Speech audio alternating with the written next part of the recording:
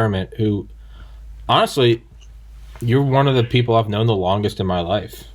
I sat next to you in 5th grade in Miss Woodall's class. Jack's been on here twice before. Jack has taught me about cryptocurrency. I still feel that I am crypto currently challenged. And, but yeah, brother, what's going on, man?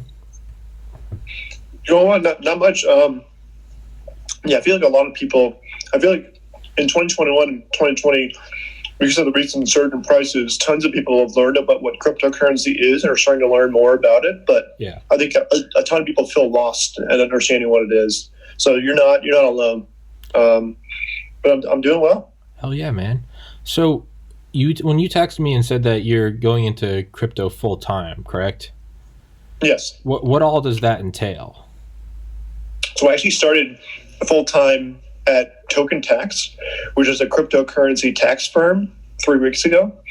And so I'm working full time there. And then I have other just crypto projects I've worked on over the past year that I keep up with when I can on nights and weekends too. Mm-hmm. Fuck yeah. So that's sort of what it's entailing for me. I started the Karma credits. Mm-hmm.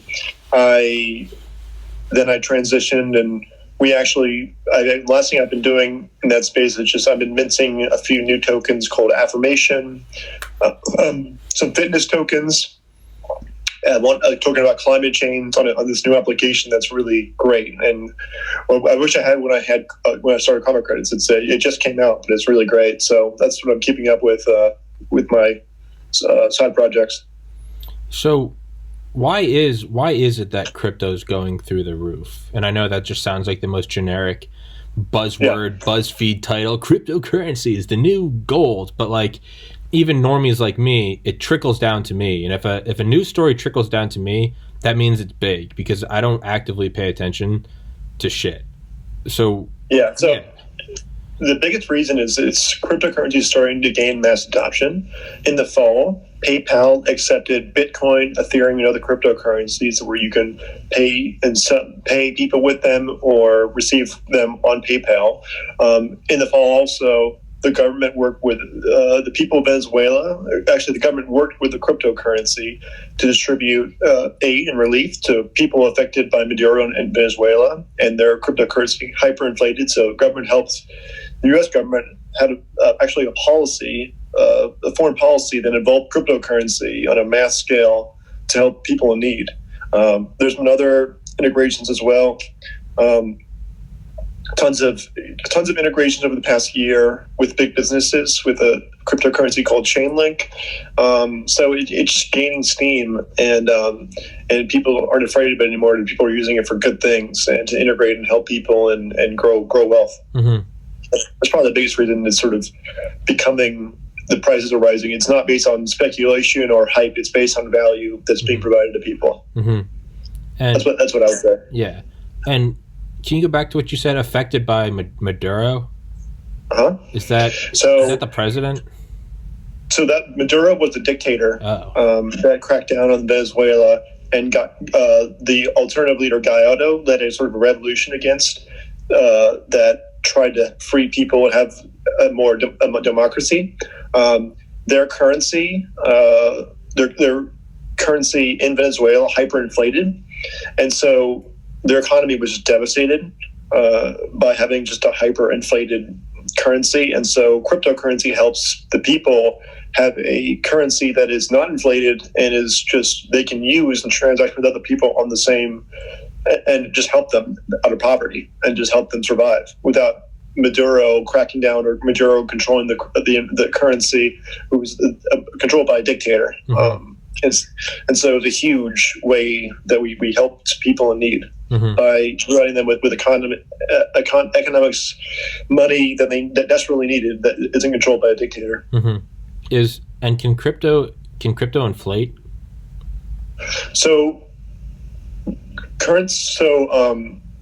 Bitcoin is locked in at 21 million that will ever be created. So that's why people call Bitcoin sort of the gold of cryptocurrency, or the new gold, is because it has a capped amount. Okay. The U.S. dollar inflates because there's not a capped amount. The Federal Reserve can just print money ad infinitum. That's actually an argument that down the line, maybe not in the next 5-10 years, but maybe in 20 years, it happens to everyone. It happened to Brazil, hyperinflation. It happened to Germany. It happened to Venezuela. Right now, we're sitting at a $22 trillion national debt, and starting with Obama and through Trump, it's been a $4 trillion increase in debt every year. Jesus. And that whole debt is backed by the promise that we're going to eventually reduce that debt, which is not looking like it's possible with Biden and the move towards away from fiscal responsibility on both parties.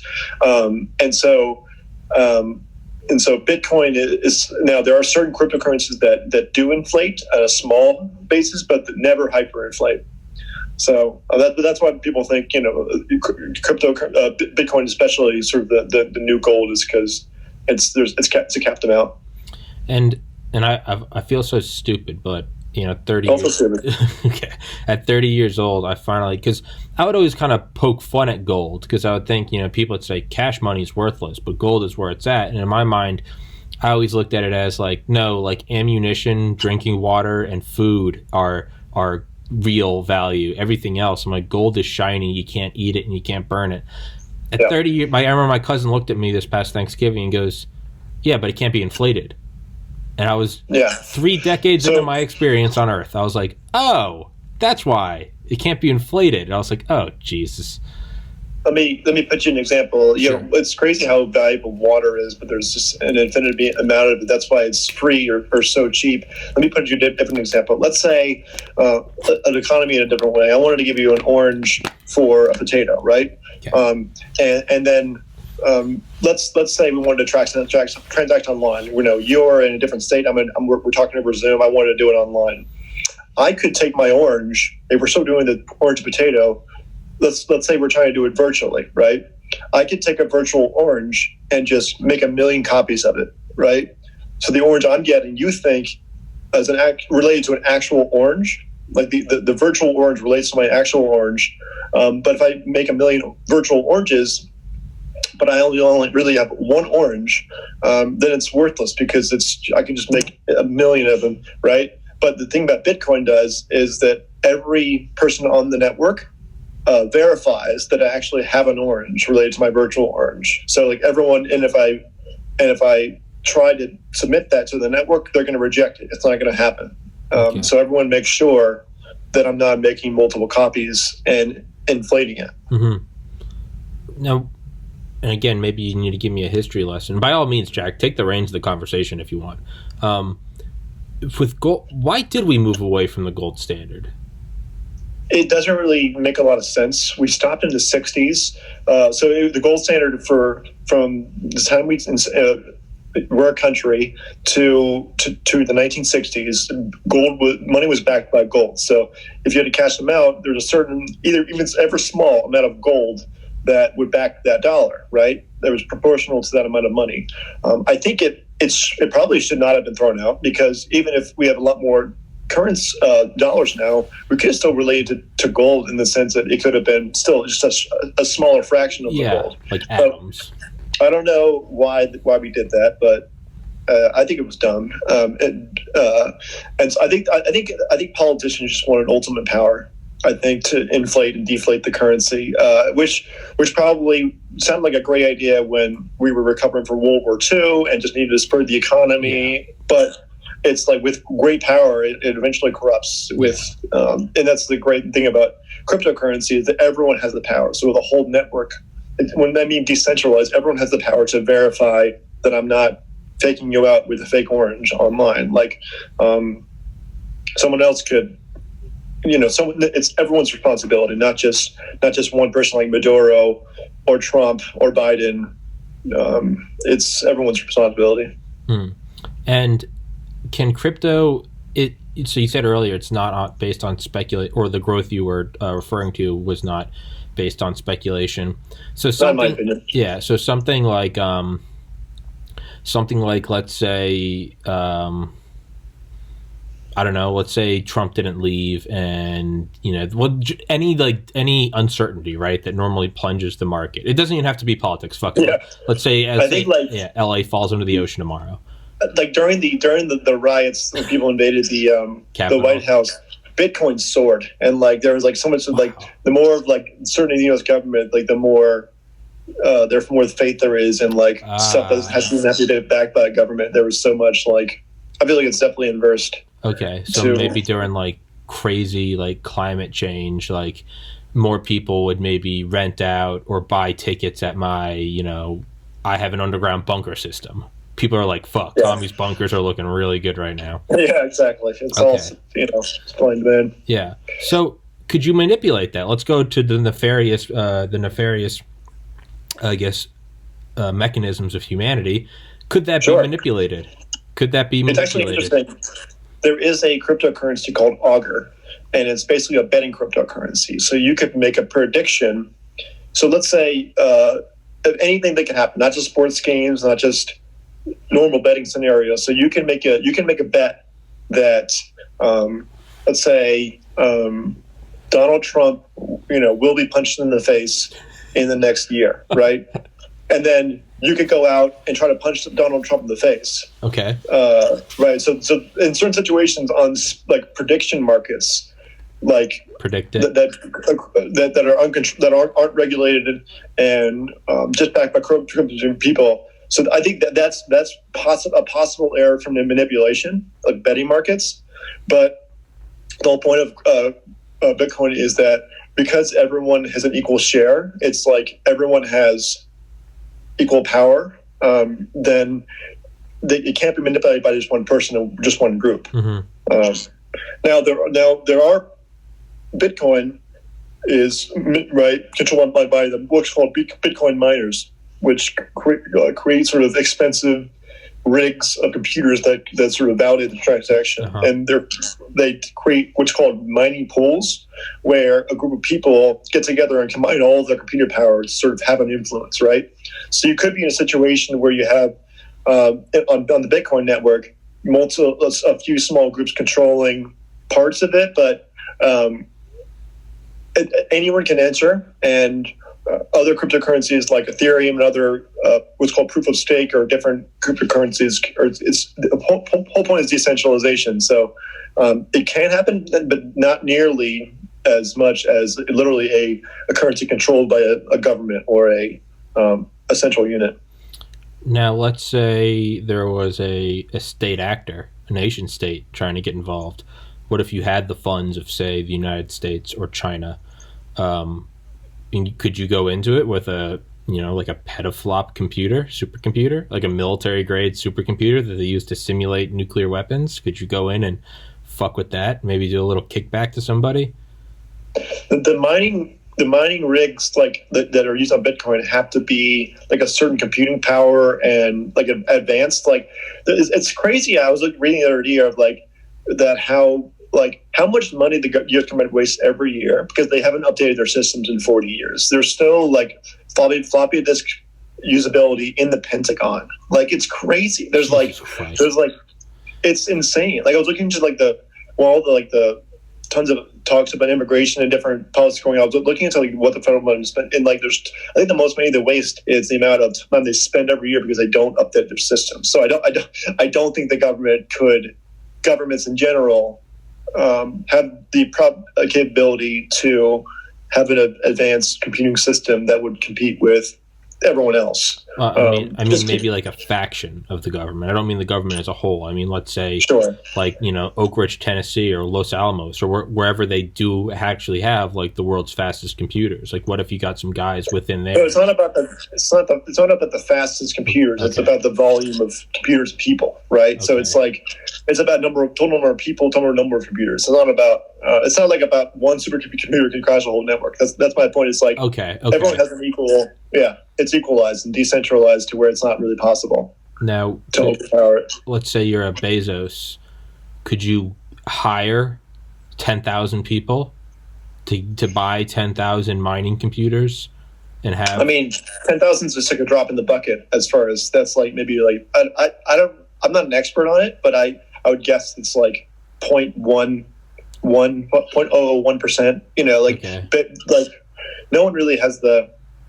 Like it would need to be pools of people and groups of people that are better than just one person. And also, if we wanted to talk about, I think we talked about Amazon last time, but if we wanted to diverge anyone in this podcast, I'm always an Amazon defender. I think they're a great company that done a ton of great things for humanity and people, especially during the pandemic. But just a little tangent. But yeah, dude, I love Amazon personally. I'm not down with the whole kicking Parler off. I think in general, I don't like any kind of sense. Yeah, I don't like censorship, but I also recognize that it's a private company. So, of course, yeah. I'm always torn between. No, I'm not torn. I'm like, here's the thing. I support free speech. Also, Twitter can censor whoever they want. Facebook can censor whoever they want. Anyone can censor whoever they want. Like and creating my own businesses and Karma creators and different stuff. I'm like, I can do whatever I want. You can't tell me what to do since I'm a private company. Yeah.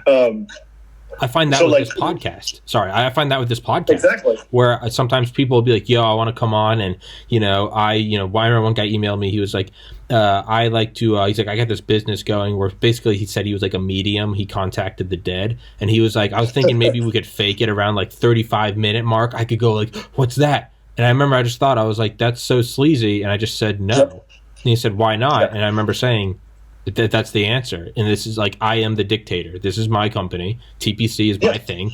And that is when I always go back to that when I see Twitter banning even the president. I'm like, that's somebody's thing that they started in a room like this where it's mine. Fuck off. No one's allowed to come on here. It's mine. Yeah. But going back to cryptocurrency, that's why cryptocurrency is the answer to that, because no one person controls it. No one can censor it. Everyone has equal power, and it's decentralized. And it's a different thing than a private company because it's a network of people, and it's a money system. That's why it's cool. That's why people that are pro free speech and decentralized, that's why people pro free speech support Bitcoin and cryptocurrency, because it gives people a lot of freedom. Mm-hmm. Mm-hmm. Okay.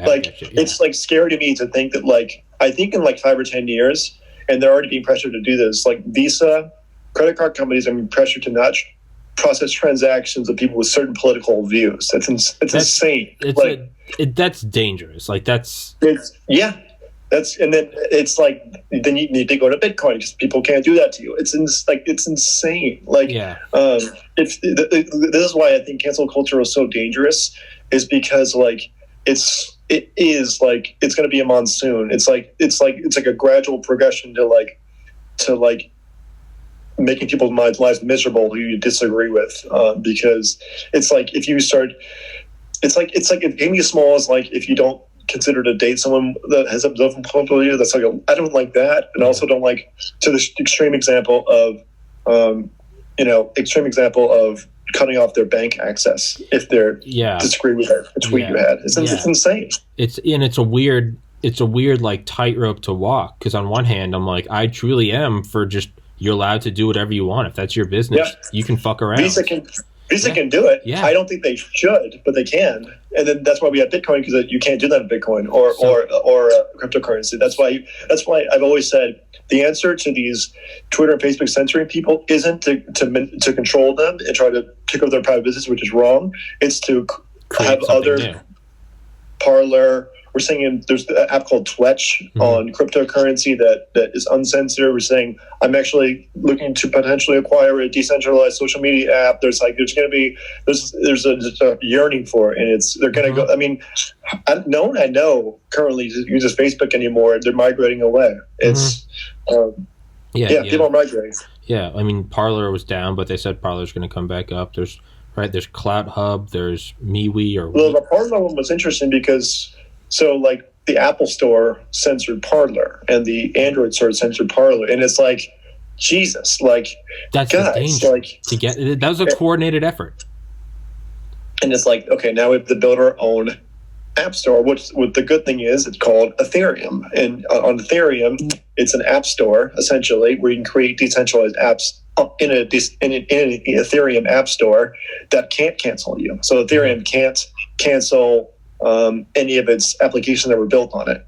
So that's why the next step to a Parler would be, okay, I'm going to transfer Parler to Ethereum and create an application that's run by cryptocurrency that can't be blocked or censored. That's what Twetch is, actually. I think I'm not sure, but yeah, the companies are like that are migrating towards that. I kind of lean the way you lean. It's like what these companies are doing is terrible. Amazon Web Services, Apple, Google Play, all knocking Parler off the same day. Is like, but at the same time, I am against the government stepping in and saying this is how you have to run your business. I think we should just let the free market of ideas create something new. And it's called the free market, the high horse of it. Like the cavalry's coming. Like Ethereum and these decentralized app stores are going to be the solution. And they're going to dissolve these archaic, monopolistic, kind of draconian things. They had their time in the limelight, but it's like Netflix kicking Blockbuster to the curb. It's like, guys, we wouldn't have to do this if you guys don't censor people. Like it's like just bad business to censor people. Yeah, it's just hey, let them fail and let these new tycoons who we don't know their names yet, but soon they will be as commonplace as Jack Dorsey and Zuckerberg, McDermott. Eventually, they're going to be here, and have you ever heard the name of Vitalik Buterin? I have not. It's a 19-year-old kid. At the time, created Ethereum. I think he's now 25 or 26, and he's the most well-known name in cryptocurrency. Total nerd, total not socially adept, but he's really smart, knows what he's talking about, a nice guy, and just genuine, and he's already a well-known name in cryptocurrency that's going to be heading up these decentralized app stores on Ethereum, and not heading up because he has everyone's equal power, but he created this system. So that's the biggest name in cryptocurrency. It's funny. Did you know that the creator of Bitcoin is still unknown? The what? So the person who created Bitcoin, did you know that they was created under an alias, and people still don't know who really created Bitcoin? Really?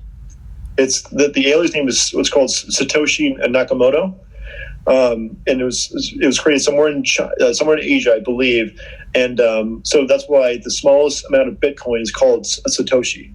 So there's 18 decimal places in Bitcoin, and the smallest fraction of that is called Satoshi. So one Bitcoin is 18 million Satoshis or something like that. Yeah. That's awesome. So no one knows who created it? No. So there's a few theories out there. There was one guy, I heard a story about one guy who had one of the first Bitcoin transactions in his wallet, and then he died a couple years later. So people think it might be him, but there's a big mystery. No one knows for sure. So no one's even sure if the guy's still alive. Yeah, he might still be alive. That'd be insane if he's dead, though. But also it would be a just tutor OG thing. This is decentralized. I don't need to show who I am because I'm not important. So he truly is for the cause. Yeah, he truly is. That would be pretty OG. That is pretty gangster. That's like Batman. Yeah. That's Batman level gangster, right? Fake your death and induce. Yeah, Batman of cryptocurrency. Have you seen in College Humor? There's a joke rap video against Satoshi Nakamoto versus Alexander Hamilton. He was a Federalist who federalized the banks. No. And so it's an awesome video. It actually really helps you understand what Bitcoin is. It's funny too. And they prevent both sides have good arguments. So they this came out 5 years ago. So they argue in a rap, and it's hysterical. Is it epic rap battles? It's definitely. Yeah, that's definitely encourage you to check it out. Yeah, there's a great one on epic rap battles between Thanos and Oppenheimer about ending the world. Yeah, I think I know what you're talking about. Yeah. That's insane, though. That's absolutely insane. So, and I you'll have to excuse my softball questions because I just don't know a lot about it. Or what is most important or sticking out to you right now? Someone that does know it. What's on your horizon with this? I think the most important thing happening right now that's new in cryptocurrency, it's something called Decentralized Finance. Okay. And what that means is things like providing money to people in Venezuela that don't have their own system. Mm-hmm. So you can actually invest your cryptocurrency and earn interest on it. It's called staking. And so with any amount of cryptocurrency, proportional amount, in certain programs, you can sort of invest it and earn interest that you would normally earn in a bank. So since it's decentralized finance, you can have the benefits of having like being in finance, a bank guy or a person that trades in stocks, but you can earn interest and you can take out loans based off of cryptocurrency. And so that's a lot of people in Africa, people in third world countries don't have access to banks. They don't have access to a driver's license that can verify them to be at a bank, but they have an internet connection. So what they can do is, if they want to create wealth for themselves, they work and they earn whatever the currency has submitted to buy a Bitcoin and start finding ways to earn interest on it passively. So it allows poor people in third world countries to have actually passive income that the rich people have right now. Okay. And this is kind of a out of left field question. What would happen if there's something like a solar flare or like a high altitude nuclear weapon where there's an EMP pulse that knocks out and destroys all electronics? Yeah. Is that the end of crypto? Since it's all online, yes, and you have to have an internet connection in order to transact. I'm not an expert, so on like the actual, but yeah, I think you as a decentralized finance user, you would need to have an internet connection. So I will be at your bunker if that happens. Well, unfortunately, I don't have a bunker. So what else is big? What else is going on with crypto in 2021? In 2021, there's actually a new sort of emerging industry called social tokens or non-fungible tokens. So in the past few months, a few rappers, music artists have decided that they're done with signing contracts of big corporations that cut them out of most of the profits. And they've, Lil Yachty, Akon, Soulja Boy the other day came out and said, I'm thinking about creating my own crypto, that are coming out and saying, I want to own what I create. So they put their music on the network. They sell tokens related to that they create, and the people that buy it, the people that interact with it, they don't have to use a third party to set it all up. They don't need Atlantic Records to distribute. Mm-hmm. They can distribute themselves through a cryptocurrency network and own what they make. And so it helps them to be creators and sort of cut out the middleman that are taking the lion's share of the profits. Yeah. So walk me through it. If I were to create TPC coin, mm-hmm. like how do you start? What would be the benefit? Is there any benefit to me? Is it just, the biggest benefit to you specifically is right now you're on YouTube, right? Mm-hmm. And they control how you're paid, right? Yeah. And they take a cut of every time you get an interaction. They're giving you crumbs in comparison to if you want to walk you through it. If you want to create your own token, the application that I've been using that rappers have considered and we've actually sent them is called Mintgate. And all you do, you can instantly create your own token, distribute it out to people that are listening to your music or your podcast, have a community that are interacting and sort of sending it back and forth. And then eventually it's going to launch on the blockchain and it's going to be traded in the sense that it'll be worth $1 value. So once you have a community going and it's decentralized and it meets all the basic requirements, it's going to be traded and people can buy TPC coin and pay you on the blockchain for the podcast. And that by that point it'll be, and so instead of it being on YouTube where they take most of the share, you control how you want to price it. If you want to do it free and then you earn TPC and then you can use it. So it's a way that you can create it and sort of own what you make to the extent that you want and start to get paid on that your own way. Mm-hmm. Fuck. Jesus. Is that the move? That's the move. Akon went on it. Akon's now doing that. Lil Yachty, Soulja Boy is looking to do it soon. It's 2021 is looking the year of people. There's actually a bunch of Fortune 50 companies that are actually having people interact with them and sort of earn different tokens and then sell them to make more money. So it's as long as you do it, and it needs to be in a specified way where it vibes with the SEC's rules that it's decentralized It is not. It is sort of based on creating value and not hyping the coin to where you're just trying to get rich and then not providing the content. So it needs to be based on content. It needs to be you're giving the users utility, decentralized. But in general, yes, it's very possible. And it's happening right now. What? Okay. Are cryptos so all these different coins, right? Are these? Can they be exchanged, like dollars to yen to pounds to pesos? So like I was saying, it's once you put it on the blockchain, and it goes on to an exchange. It's picked up by an exchange that trades cryptocurrencies. Then it can be exchanged for dollars. Okay. I feel like this is all so beyond me. It's hard to comprehend. I didn't really comprehend it for months and months, and this is me reading about it every single day. So it's really hard to wrap your head around. Yeah. So so we see what's going on in 2021. Where do you forecast? So let's say it's 2003, right? We're still at OLA. I'm bringing in my iPod, my big white iPod with the click wheel. And then we can see where we are in 2021 with like an iPhone 12 Plus or a MacBook Pro or the new M1 chips. What are we looking at 5, 10, 20 years out? Or is it too far out? Do the possibilities just get endless? In cryptocurrency, I think you're looking at the cryptocurrency not being controlled by big mining racks. Whoever has a computer has control.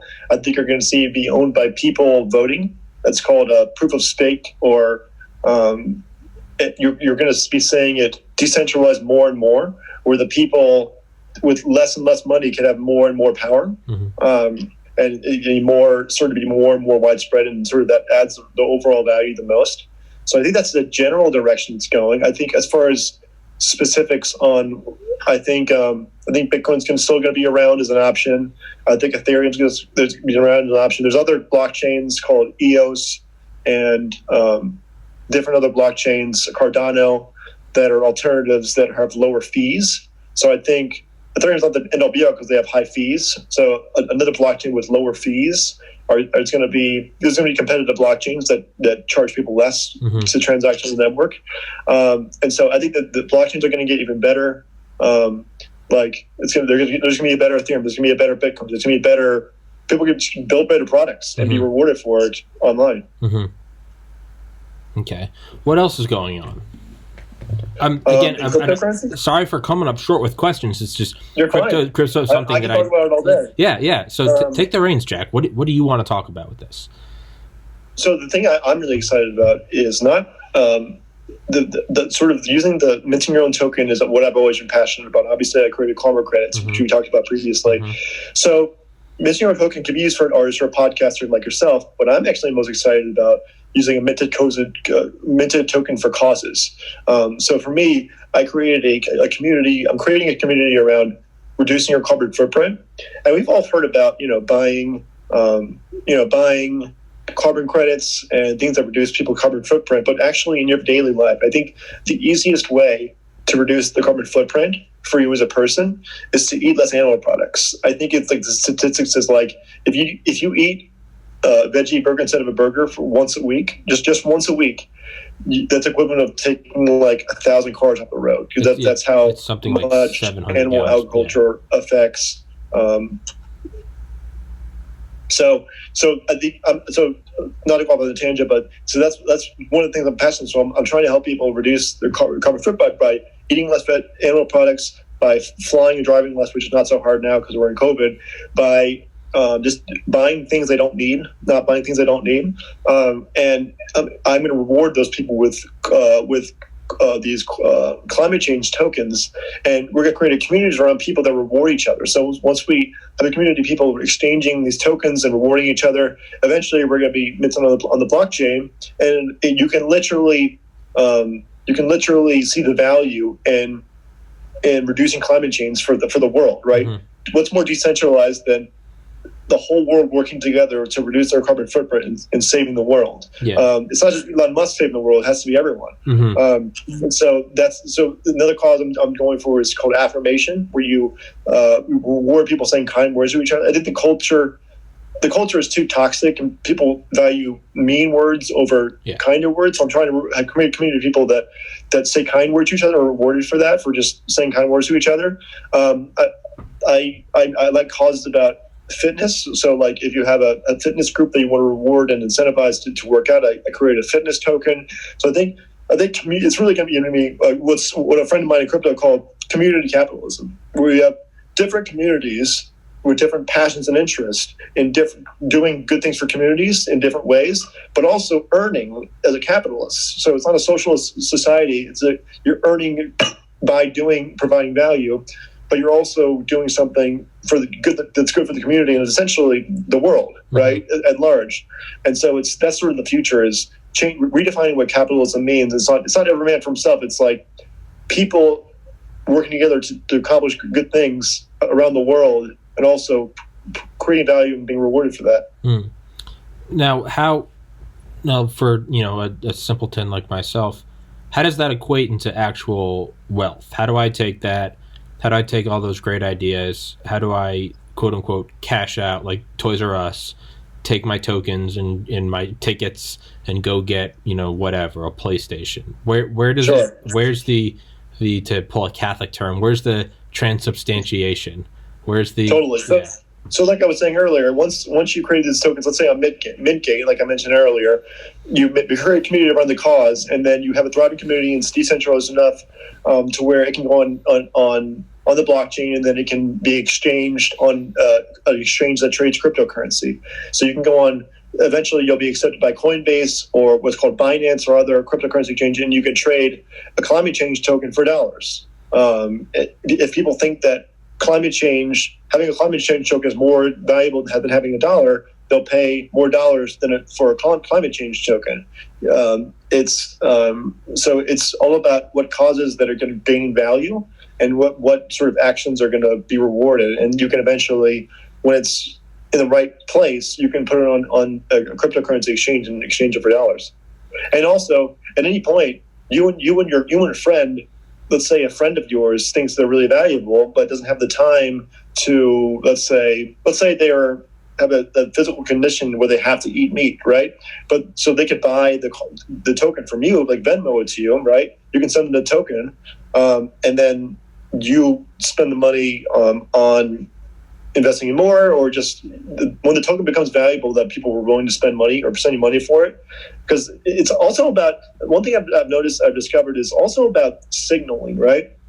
Not only is it about creating value in systems, but it's also about, like, for example, like in the past 5 years, you would think like that paperback sales would be down to zero. Like I would think that. Like I would think everyone was reading online, but actually it hasn't really declined as much. It's because people like having the paperback on their coffee table to show people I'm smart. I read this. Like people have books as a signal that they're smart and are literate, right? So if you have, it's literally virtue signaling. So if you have a wallet of, you have carbon credits, affirmation, climate change token, it shows someone proof that you have that you have done all these actions, are not just saying things you've done them. So it's if that becomes visible, you don't have to like say I've done all these. It's just there, and it's just a signal that you're a good person. Could you represent that in something like just social media world, whatever, Facebook, YouTube, Instagram, Twitter, where it's all about,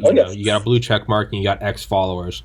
Yeah, that's a great idea. Is there something that you could put on social media things where it's like, I've got a red C, and that means... First of all, that's a fantastic idea. So I'm going to pitch that to Mintgate, and if you want the credit, feel free to jump on it with me. Sure. But that's a really, really, really good idea. Like an affirmation check mark, like the check mark. Look what I've done. Tommy, that's such a good idea. That's crazy. That's like a really, really good idea for like just different check marks for different coin, like different cause coins. That's so good, Tom. That's like $1 million idea. Kick me back 10%, Jack. Kick me back 10%. I will, and you can run with it. I'll tell you when I raised the $100,000. I'll invest in you fully as a podcaster, and then we'll go from there. But I'll definitely give you credit, and then if you want to come on and work on it with me, you can. Sure. But take it and run with it. So, but that could be a thing, though, right? Because you go on Instagram and you look at someone like, again, I'm someone that lives under a rock, but even I know that like The Rock or Selena Gomez, like, and I don't even know I know who The Rock is. I don't even know who the fuck Selena Gomez is, but I know she has like the most followers on Instagram, I think. Oh, that's such a good idea, Tommy. Yeah, that's good. So, but to me, like, those followers don't mean anything, because I'm just like, oh, cool, like, you have a big audience, but you're pushing, I get it, you're pushing your perfume or your shampoo or your makeup. I get it, she's making bank.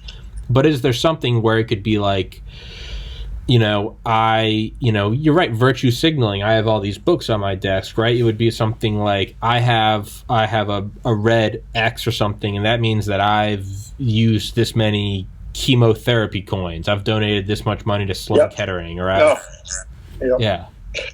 So yeah, totally. And I was going to say something, but I forgot. But yeah, it's a good signal too. Yeah. I think because you have to factor in human ego, right? People don't just want to do good; they want others to know they did good.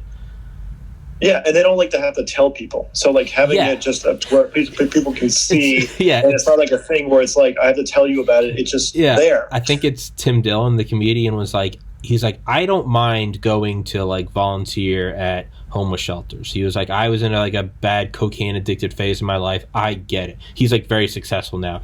He's like, I get it, and I do go try to contribute because I feel like I need to. I don't want to tell anyone I'm there. He's like, but God damn it. Every once in a while when I see a car drive by, I'm like, I hope that's somebody I know. So it's like, look at Tim. He's giving soup to the homeless. Yeah. One of my favorite politicians is Republican or Democrat, is Cory Booker. And so Cory Booker, throughout his tenure as in Newark and New Jersey, he's known for the Spartacus when he came down on those hearings. But before he was a U.S. Senator, he worked in New Jersey as in Newark, and then at local level, and then in the state level in New Jersey. And so he became a reputation for. So one of the first things he did, he did like a 2-week-long stint living in a mobile home to like get his constituents feel for it, like with drug addicts and stuff. And then he like hosted people during Hurricane Sandy. They were like homeless. He went. There's like a guy that on Twitter said like he was caved in from the snowstorm. He like went and shoveled the guy's home out with like a bunch of people helped him, right? And he's like, there's crazy stories of him like saving a dog from like an igloo or something. Like, he's like, so like, but the joke is like he's always going to do it, but he needs to have a camera crew with him. And I'm like, why not? Why not? We talk about this with camera crews. It's like if he's only going to do it with a camera crew, then let's do it. Get the camera crew, because it's not going to be done otherwise. Like the person still be caved in. The homeless people are going to potentially die during Hurricane Sandy. Like we talked about this earlier with camera, but it's like it's not a bad thing to have the innate need to people recognize you for your accomplishments and the things you've done. Mm-hmm. No, it's not a bad thing at all. That's what I've always thought, is like when you see people online giving shoes to the homeless, and they're only doing that for their Instagram likes. And in my mind, I'm like, who cares? It's getting done. Who cares? Yeah. Like, no, Cory Booker actually did give credit where credit's due. Brigadier General Robert Spalding, who was on my podcast, episode 161, who wrote the book Stealth War about China, their asymmetrical warfare against the U.S., talked about like knockoffs used on Amazon, and then like the As Seen on TV company, they were getting really fucked, and they couldn't get Amazon to take down their like what am I looking at? What's the word when you make something, when you copy something? I'm having a stroke right now. Like knockoff iPhone, like a duplicate. Yeah, like a counterfeit. Yeah, counterfeit. There we go. The guy who created the company As Seen on TV couldn't get Amazon to take the counterfeits off. They were like, it's not our problem. They actually got, I'll give credit where credit's due. They got Cory Booker to call up Amazon. He was like, hey, stop fucking like playing ball with China. So, I mean, just a little side note. Yeah. But who cares? Who cares? Who cares if he did it so he could say he did it? The fact is he did it. And I don't think that's a bad thing at all. And like, I think in encouraging that, actually, it's only going to make more people want to do good things. Yeah, like who cares? It's an incentive. Who cares? Yeah. Like, because you know who doesn't care? The fucking homeless person who's getting shoes. Yeah, exactly. They don't give a shit. He only did it for clout. I don't care. My feet aren't on the cold sidewalk anymore. Fuck off. Exactly. I don't care if it was for clout or if it was Mother Teresa. Like, you know, that guy doesn't give a shit. That's kind of my this is my whole thing of like, comment on the things you see. Don't assume intention. Like, it's like, just like the great thing is the people, the thing that's being done, not the intention. Mm-hmm. Yeah. But to get it done, sometimes you need that, right? You got to play. You have to play ball with incentives. Drive everything. If we can attach incentives to good deeds or good things, or people doing nice things for each other, or people lowering climate change, all those things help the world. And if we can attach incentives to those things, that's great. Yeah, right. It's like Mr. Beast planting 1 million trees a couple years ago. Like Mr. Beast is like a attention whore, huge YouTube channel, but the reality is he planted 1 million trees. Like, who cares how it got done or why it got done or to what ends it was done for? You know? Yeah. Yeah, Mr. Beast is an interesting character. I've discovered in the last few months, but he did post something about wanting to invest. Be invested in. You sent that to me, yeah. But no, he's an interesting character. But, hey, man, he's wealthy as shit. You got to respect it. So, and that's the thing about these cryptocurrencies and these decentralized systems, that they allow people at young ages without just to earn and just to have freedom to earn. Like, you don't have to, if you're 12 or 15 and you know how to code and you know how to do Bitcoin and mine Bitcoin, you can earn Bitcoin, and it's not permissioned by your age, or it's just permissioned by the value you provide. And it's not permissioned by arbitrary things that don't really matter as far as what you're doing. Could you do a Bitcoin for like people who, it would be like people that can't pay for their medical treatment? Yeah, because that's the number one cause of bankruptcy in the United States is medical bills, and the majority of those bankruptcies are from people that have health insurance already. Could you do something where like you can help pay off people's medical bills and get some virtue signaling coin? So there's a lot of like Bitcoin charities where you can it's called BitGive and a few others where you can just send people Bitcoin but that's sort of what we're trying to create at Karma Credits is like rewarding people that do good things and just having a coin that represents that you did that. So you could have create like a donation coin, or you could create like a American Cancer Society coin where like you send people that donate to the ACS, American Cancer Society, American Cancer, that's sort of like a badge that you did that, and that can just be a purple ACS check mark. That could be, that's sort of, and the cool thing is it shows the amount. Not only that you did that, you can have 10, 100, 1,000 coins based on how many you did. So it's like a spectrum of how verified you are. It's not just right. It would be like the size of the blue check mark gets bigger and bolder or something. Yep. Can have little animations on it and shit. Yeah. Is there any market for like a COVID coin? I mean, there's definitely, I'm sure, a market. Maybe you can create a token for people that are helping people out with COVID. If you're caretaking for someone sick with COVID, or you donate to COVID charities, you can create a token that rewards that for sure. Now, is there? It may not exist in 2 years, but for now, for sure. Yeah. Now, is there? Do these things max out? Or not max out, like, I don't know what word I'm looking for. Like, do you want to avoid making something that's too much of a niche, right? Like, you wouldn't create like a January 6th Capitol riot coin. Totally. That was one. Yeah, that's the question. When I first created Karma Credits, this is a very broad. Karma Credits is just good karma, right? Of doing a good deed, which is a very vague statement. But I found that creating an affirmation coin which rewards kind words could be a specific use case. So that's always a question. I'm not a business marketing expert. I've marketed my own coin for the past year and just learned the ropes, and it's been just trial and error. But I think there's going to be made for broad and niche in different cases. It just depends. Jack, we got you. You could do like another 10 minutes. Yeah, that's fine. I want you to take the reins. What's on your mind with everything? Just everything and anything and everything. What's intriguing you? What are you ramped up to do? What are you trying to get done? What are your Like by the end of this year, I want to get to like 10,000 subscribers. I don't know how the fuck I'm going to do that. Like I want to move out. Like I have my own goals. What's juicing you up? What gets you going?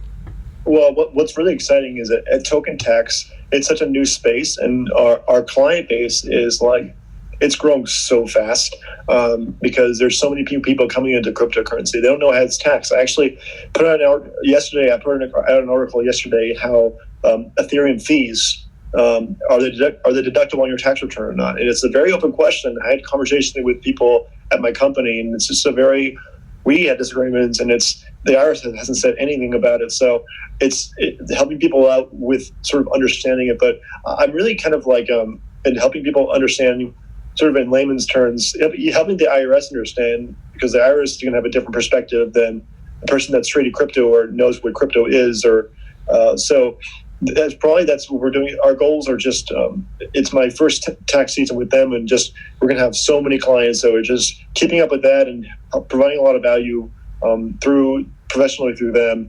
And then whatever time I do have, helping out Mitigate with just different community causes.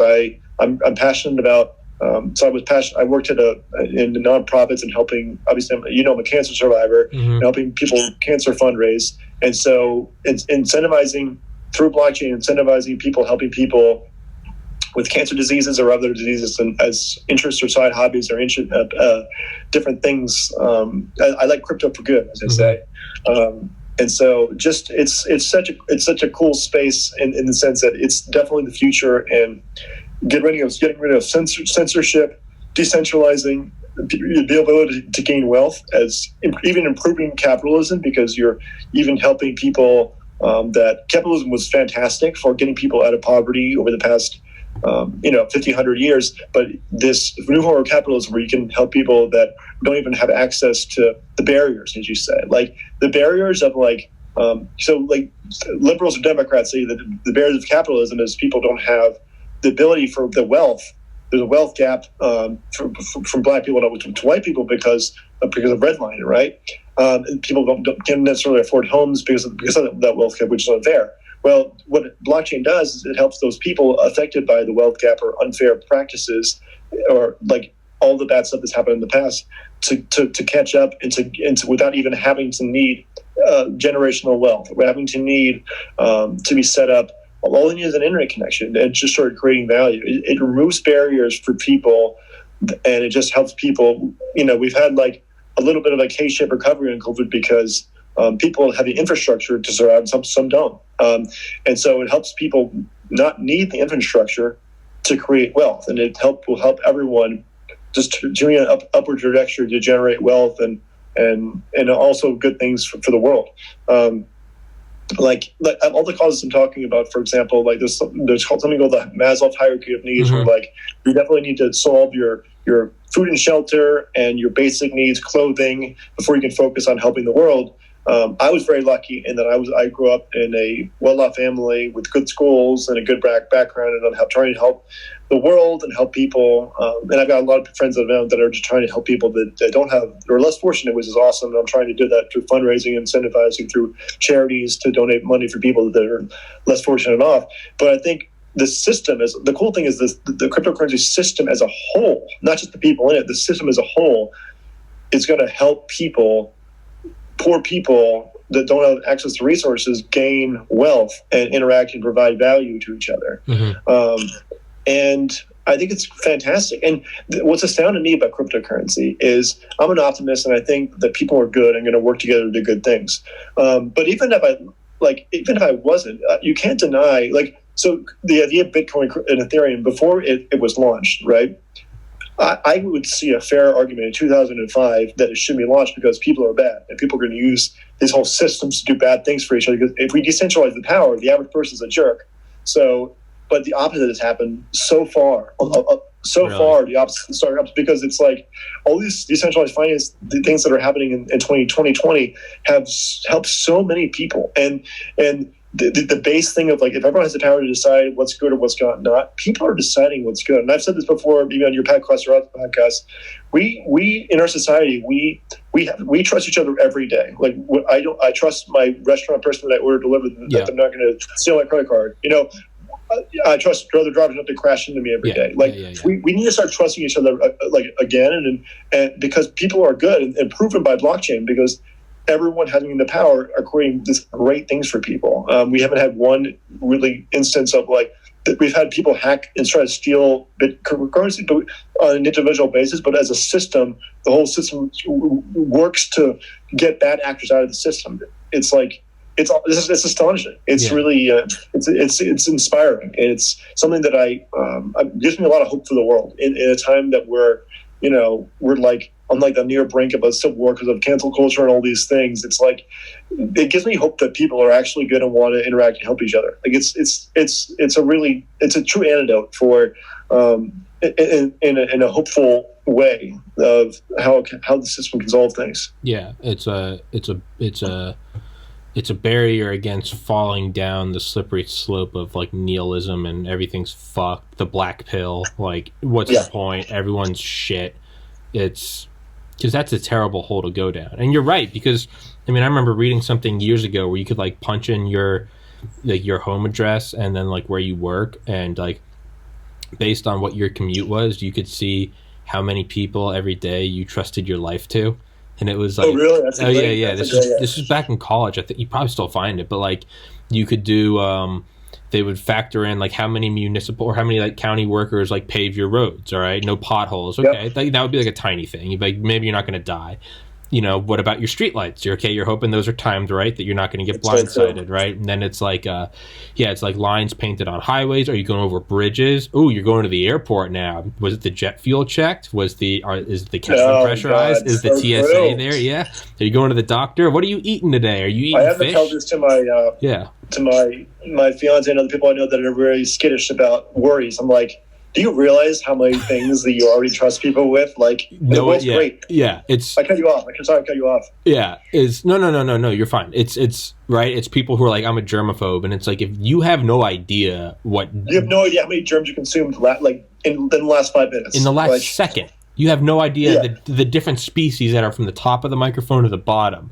That are on my hands, on my camera, on just everything. Went to the gym. Did I touch the door? So there was a study done in 2019 of in 2019 the neighborhoods are safer than ever. In 20 years ago, actual statistics of people being kidnapped or being murdered in residential neighborhoods are down by ever. But in the last 20 years, Halloween trick-or-treating is way down because people don't trust each other. Why don't they trust each other? It's because they have more access to the information. Yeah. It's you have no idea how much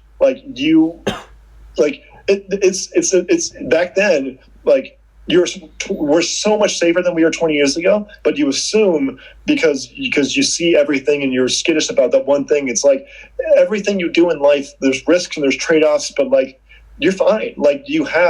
There's not a substantial risk in life, and as far as doing normal things, that doing the normal things in life carry a lot more risk than you realize, and it's crazy. Yeah, it's also it's every year since 1945 the percentage of the human population killed due to warfare or secondary, ripple effects of warfare has decreased every single year since 1945, from August 9th when we dropped the second atomic bomb on Nagasaki. It's gone down that includes Korea, that includes Vietnam, that includes Grenada, Desert Storm, that includes Iraqi freedom, global war on terror, 9/11, COVID. So what should be focused on is the progress we're making, and not the gruesome nature that's smaller than it was 20 years ago that you're now seeing. The emphasis should be that we're getting better and we're making progress. It's good. Yeah, it's the argument people are oh, did you see in the news there was a Tesla crash, the self-driving crashed, and to me that just makes me believe in Tesla more. And when people say why, I'm the fact that a Tesla crash makes the news. Car crashes don't make the news. Someone could have got blindsided a mile down my house. Car crashes every year. My fiance's stepmom the other day was driving, and she was 15 cars back from a crash of an guy that my age, 30 years old, that was in a gruesome car crash. He didn't do anything wrong. He was just in the middle, sandwiched, and got killed. It's just like 30,000 people die of car crashes every year. No one talks about it. United States. You risk your life every time you go into a car. So I think, it's 2 people per state per day die in a car crash. Yeah, that doesn't make the news. Yeah, so it's kind of like that, right? So we take that Tesla analogy, and I say, well, that's why I believe in Teslas, or a plane crash. Yeah, the fact that a plane crash makes the news. Speaking of news, these narratives controlled by central people that have biases. What if I told you that I'm also working on, or have worked on in the past, a decentralized news app where you get paid to do nonpartisan reporting in your cryptocurrency. The network rewards you if you put out a nonpartisan or non-narrative, just a fact, not just like a nonpartisan article. So it's just like if you decentralize reporting apps on Ethereum or other cryptocurrency app stores, that's gonna drive down that narratives too, and have more about truthful, nonpartisan information. That I think that's the best work that you could possibly be doing right now, is just to have. The world needs it. More than anything else. A couple weeks ago, there was that whole thing with Facebook and Twitter, everyone banning Donald Trump on the same day. And people that hate Donald Trump that I know were like, this shouldn't have been happening, and this is really scary. And I messaged the person that I was talking about doing it with, and I was like, if there was ever a time to do this, it's now. It's right now. You are in the go time. This is go zone. So there are a few some that are focus on censorship. Twitch focuses on it's already app that's already working that they can't be censored, and it's more of a Twitter that's uncensored Twitter. Mm-hmm. But there's not a news app yet that's decentralized, but there will be one soon. Whether it's through my friends at Govern or elsewhere, it's very relevant, and I think the polls that I was doing research on when I was working on it was there has never been a time in history where people trust the news media less than there is now. And it's insane. It's insane. It is insane. And is now, if there's ever a time for that, Jack, now is the time. This is your moment to shine. Yeah. I have a friend that's works on a political cryptocurrency that has been doing it for years, and I've pitched them the idea working on it together. But maybe one of those side hobbies we can get that going. But it's for sure. Yeah, I've talked to a lot of people about it. They're really excited. This needs to happen for sure. Absolutely. Fuck yeah, man. Jack, can you any links you want me to put in the description or stick you in the top comments? All good. Yeah, all good. Just working it. Maybe. I just put out a article on token tax from Togo Tax yesterday about how Ethereum's taxed. So if you want to just go to my Twitter page, it's my last post. But feel free to grab that if you want to put that. But sure. Other than that, it's all good. Yeah. All right. Well, I was going to say, text me a link and I'll just slap it on there, because I always just put it in the top comment. And as always, man, my podcast is your podcast. Walk on whenever you like. Enjoy it. I love talking to you. I like talking to you too, buddy. And I enjoy talking to you, because I legitimately enjoy talking to people who are more intelligent than me. And you are. You don't have to be humble. You are. You're objectively more intelligent than I am, and I thoroughly appreciate it, because it's like basketball, right? If you're playing in the church league and you're better than everyone else, you're not going to get better. So what does someone what did Jordan Brom do when we were in middle school? He goes and plays with varsity because he gets better, rubs off on them. I agree with the sentiment that if you're the smartest person in the room, you're in the wrong room. Exactly. You need to be around people. Yeah, it's not great. Good. That's why I like talking to you, is because you run circles around me, and to me that's good. I'm okay. I feel like I'm absorbing it. It's you're giving off a radiation, and I'm sucking up your intelligence. I'm give it to me. So I appreciate it, Jack. You're always welcome on here, and yeah, brother, keep fighting the good fight. I love what you're doing. Go take that that virtue signaling, that check mark thing. Go take that and run. And let me know if you want to mint a TPC coin as well. Sure. I don't care. I'm down. To fuck with it. I love it. All right, buddy. I love you, Jack. Right. Stay safe. And God bless America. And 2021 is going to be better, because 2020 we can't go any worse, I don't think. Yeah. Knock on pending wood. Pending a civil war, it will be better. Knock on wood. I'll see you later. All right, brother. Take it easy. Bye. Bye-bye.